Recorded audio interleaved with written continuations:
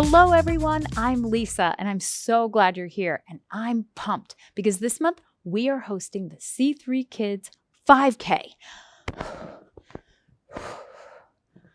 Do you know what a 5K is? It's a race, and it's a pretty long one. 5K, K means 5 kilometers, which is a little over 3 miles. That's a long way to run. Now, we're not actually going to be doing a 5K, but we are training for an epic, all-out, can you even imagine it, relay race extravaganza. And the first thing you need before you start training for any type of race is commitment, which just happens to be our life app this month. Commitment is making a plan and putting it into practice. And if we want to be successful in this race, we need a training plan. We need to show some commitment. So I've created a very specific training plan that will get us ready for this month's C3 Kids 5K relay race extravaganza. But before we get started with that, I want you to meet my co-host this week. Let me introduce you to my friend, Ashley. Hey, Ashley, welcome. Thanks, Lisa. So nice to be here. Thank you. Yeah, and I'm so glad you're kicking off this month with us because we are doing a C3 Kids 5K. Now, I don't think I'm ready for a whole 5K. Yeah, it's not an exact 5K. Okay, good. It's kind of like we're getting ready all month long. We'll be preparing for this extravaganza, this epic relay race at the end of the month. Okay? Very cool. Yeah. And so each week we're going to do something in game fashion, as we usually do here in C3 Kids, right? That's going to prepare us for the relay at the end of the month.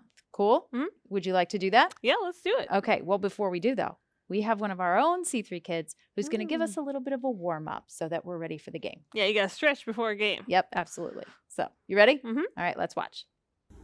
Hello, my name is Enzo Higgins, and I'm in the 2nd grade. Do you want to warm up? Let's do some jumping jacks.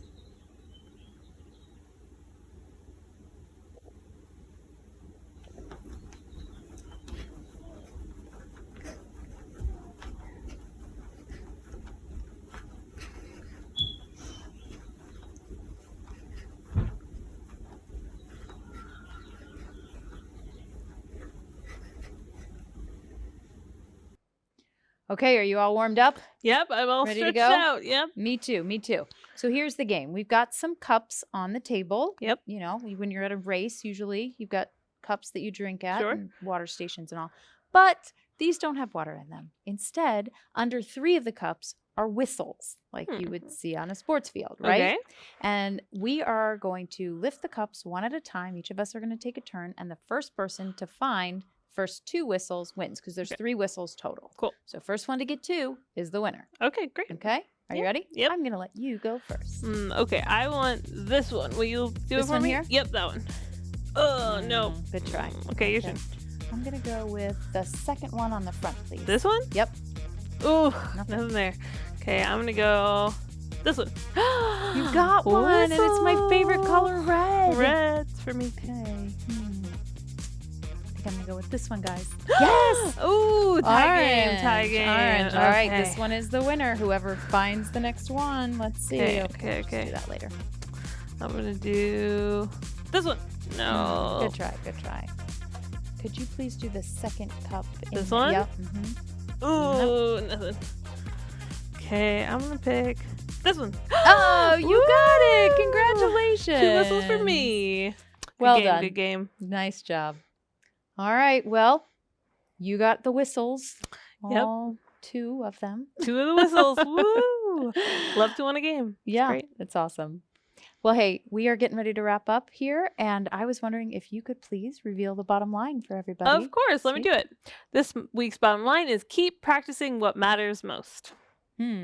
What matters most? Yeah, I don't really what does matter most. Good question. It's a good question. I mean, there's a lot of things that are important in our world, right? Mhm. And a lot of things that are important in our lives. But for me, one of the things I always used to share with my daughters as I was raising them was that, you know, I really believe God is the most important thing. So Yeah. if you keep him at the center and all the other things around it, you know, he can help you with and actually be a part of. So to me, our relationship with God is the most important. And what's cool about that is all month long, we're going to be learning all about how to make our relationship with God really, strong and awesome so that we can have our best life, live our best life. Awesome. I'll make sure to tune in all the weeks. Yeah, it's going to be great. You guys should too, okay?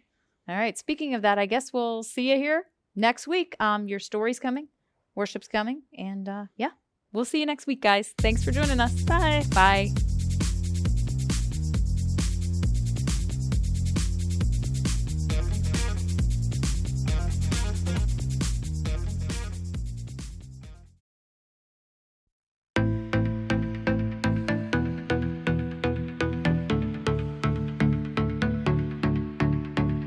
Everything you do is beautiful. Oh, all that you have made is wonderful. Oh, so I will sing it out, shout it loud. My God is amazing, and I will celebrate, give Him thanks. My God is amazing.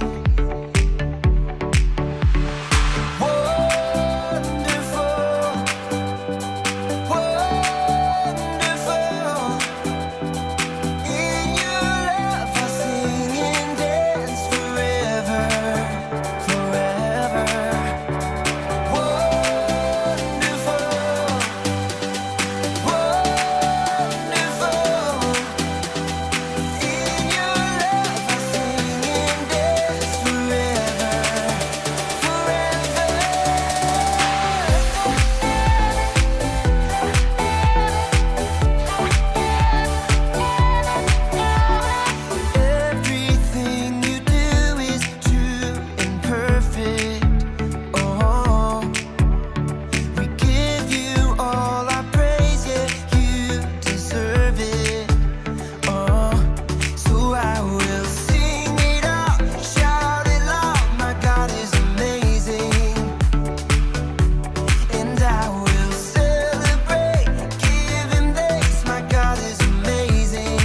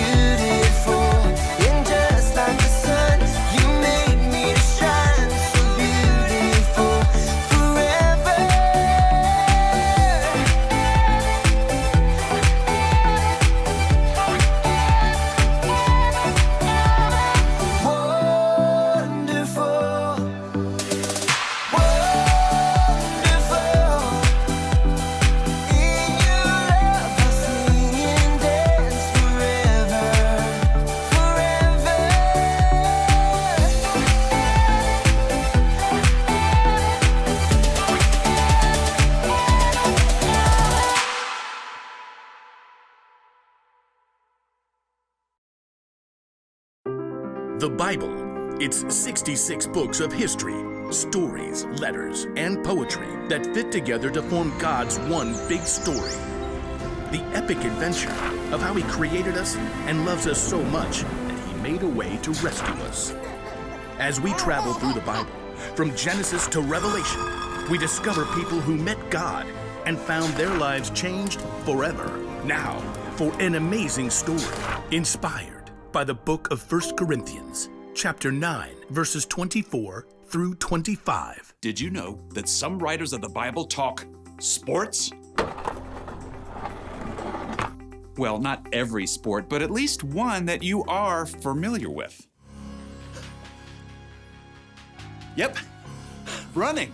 Running has been around ever since, well, since God created people.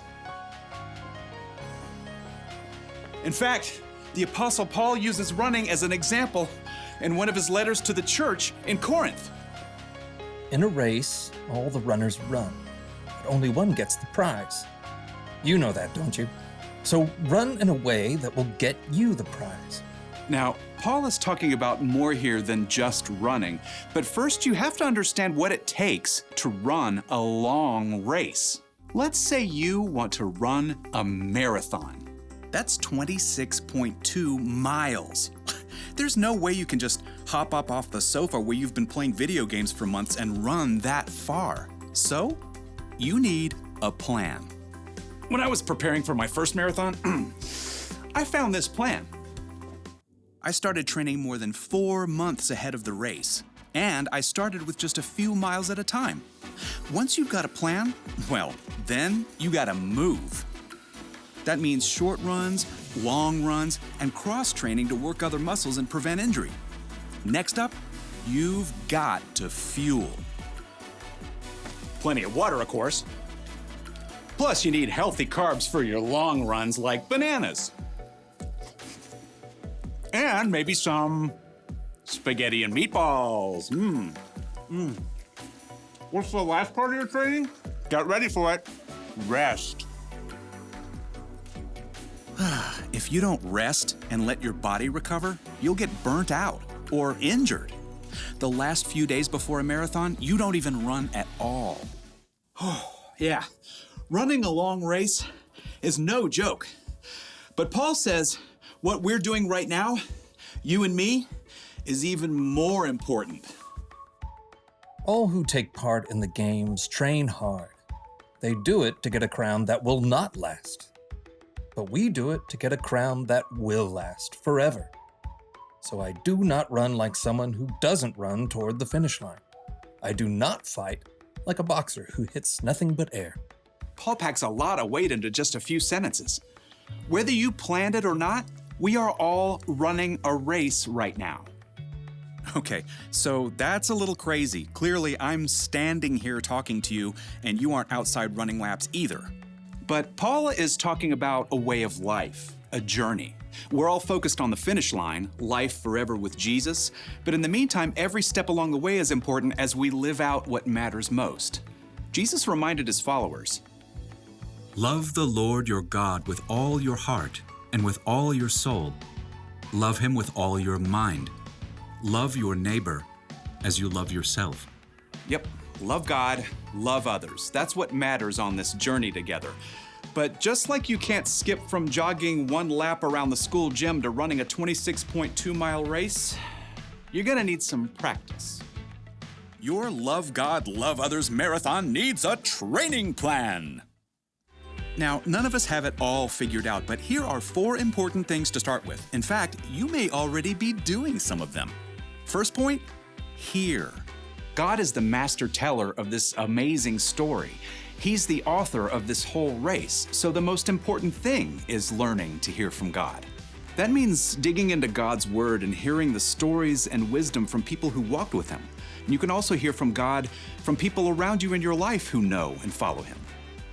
Now, here's the second step in training for our Love God, Love Others marathon. Pray. Okay, when you hear pray, you might think, In nomine Patris et Filii et Spiritus Sancti. Truth is, you don't need fancy words to pray. You can talk to God anytime, anywhere, about anything, just like talking to your mom or your best friend. Now let's take a look at point 3 in our training plan. Talk. Hello out there! Tell other people what God has been up to in your life, what's changing, how you're learning to love others better. And here's the final point in your Love God, Love Others training plan. Live. Live for God. Let His love fill up every part of your life, at home, at school, at church, even when your dad makes you stop reading your book to play a game with your little sister. Hear, pray, talk, live. That's how you practice loving God and loving others. As Paul wrote, "So run in a way that will get you the prize. We do it to get a crown that will last forever." And when you do, you will live out Paul's wisdom to the Corinthians and win the race.